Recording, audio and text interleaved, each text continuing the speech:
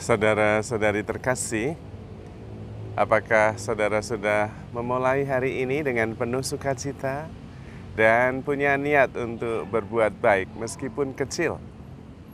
Semoga Tuhan memberkati niat baik saudara. Kemarin saya mendengar sharing seorang pasutri, seorang bapak yang bercerita bahwa dia dulu menderita kanker. Sudah menyebar, dikatakan bahwa sudah kanker stadium keempat. Dokter di Jakarta, beberapa rumah sakit sudah tidak mau menangani. Dia hanya berpesan, ya hidup dalam kebahagiaan saja untuk menikmati kehidupan. Dan tentu sedih sekali menerima hal itu, berita itu. Karena itu tetap berusaha dan berdoa, tetapi tentu dengan keadaan hati yang hancur ya menerima kabar itu. Karena di Indonesia sudah tidak bisa ditangani, karena memang kansernya begitu parah menyebar kemana-mana, maka tetap berusaha. Maka dengan segala daya upaya dibawa ke Singapura. Tetapi sebelum berangkat, suami istri ini kemudian berdoa, saling memaafkan, rekonsiliasi, saling mengampuni. Kemudian juga memohon seorang imam untuk memberikan sakramen perminyakan. Maka dengan hati tenang karena sudah rekonsiliasi, saling mengampuni, juga menerima sakramen perminyakan, mereka berangkat ke Singapura. Dan di Singapura dicek kembali semuanya, ternyata yang tadinya sudah menyebar kemana-mana tinggal satu spot, satu tempat. Dan kemudian dikategorikan kanker stadium 3. Dan dokternya mengatakan ini masih bisa disembuhkan. Begitu mendengar ini masih bisa disembuhkan, langsung menangis. Luar biasa.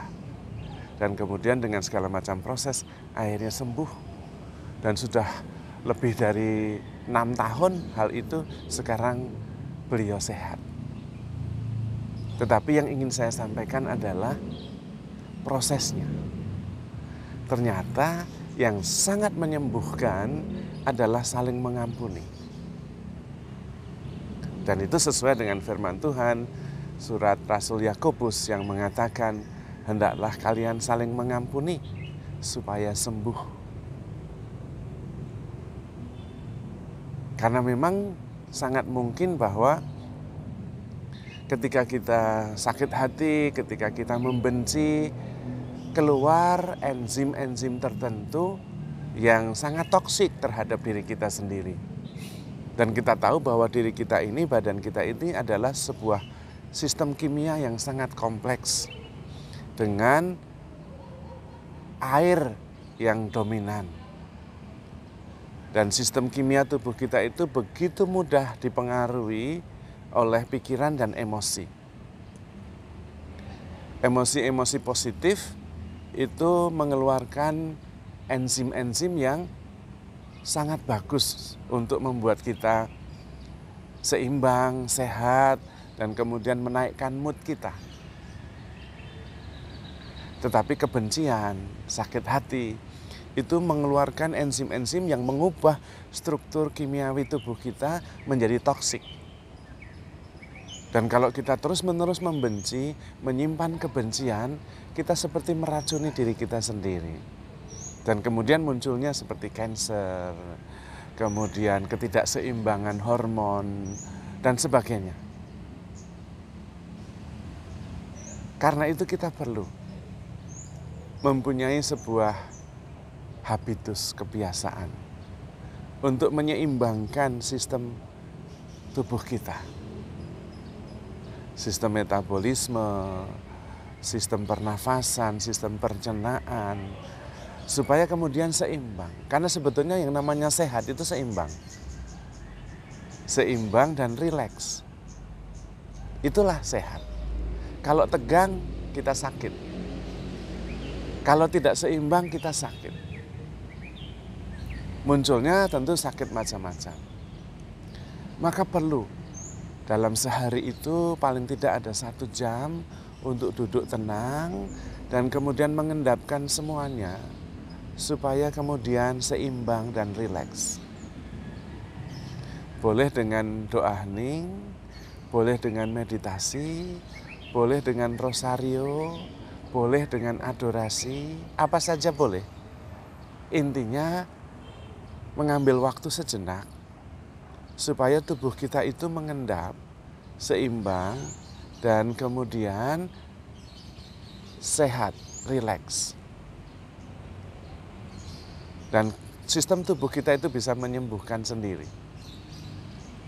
Pada waktu itu imun tubuh kita menjadi semakin kuat. Tetapi dalam keadaan stres, tertekan, tubuh kita mengeluarkan justru enzim-enzim untuk pertahanan diri yang pada dasarnya justru membuat ketidakseimbangan. Maka saling mengampuni itu sangat penting. Bermeditasi, adorasi, doa hening, merayakan ekaristi, berdoa itu sangat menyembuhkan. Paling tidak pertama-tama harus hati kita ini bersih dan kemudian fokus dengan melakukan kebaikan penuh kasih kepada sesama, kepada ciptaan yang lain dan kepada Tuhan. Hidup di dalam kasih itulah yang kemudian menyeimbangkan. Karena hidup di dalam kasih adalah hidup di dalam daya ilahi. Karena pada waktu kita diciptakan secitra dan segambar dengan Allah yang adalah kasih. Maka kalau kita hidup di dalam kasih, di dalam kedamaian, di dalam ketenangan, pasti sehat. Dan kemudian memancarkan energi positif. Pada dasarnya diri kita ini memang sebuah sistem yang sangat kompleks, yang bisa menyembuhkan diri sendiri, bisa membuat diri kita bahagia, bisa juga membuat diri kita susah. Tapi intinya diri kita ini mempunyai segalanya, cukup baik untuk bahagia maupun untuk susah. Tidak tergantung apa yang ada di luar, tapi tergantung bagaimana kita merespon, bagaimana kita mengolah informasi, bagaimana kita bisa menata perasaan dan hati. Tentu di dalam keyakinan akan Tuhan yang menopang dan menyembuhkan segala penyakit kita.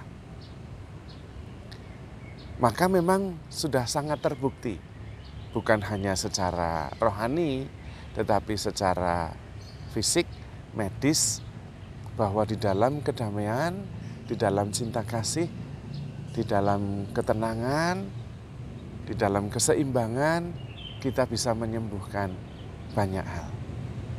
Dan kasus yang tadi menjadi contoh adalah konfirmasi bahwa rekonsiliasi, saling menyembuhkan, saling memaafkan, itu sangat menyembuhkan kita.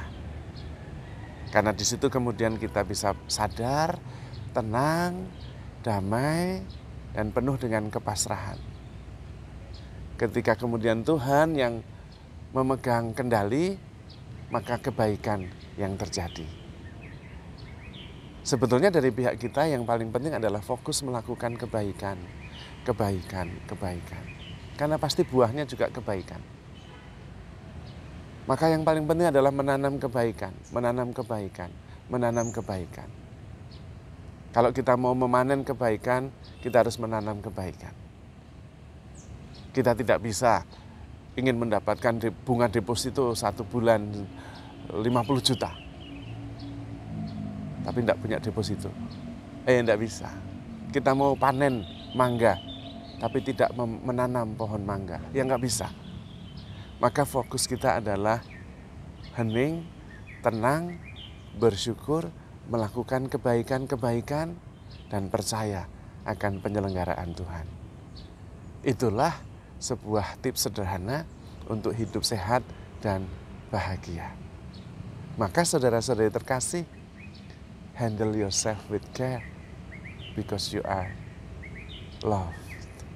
Tuhan memberkati.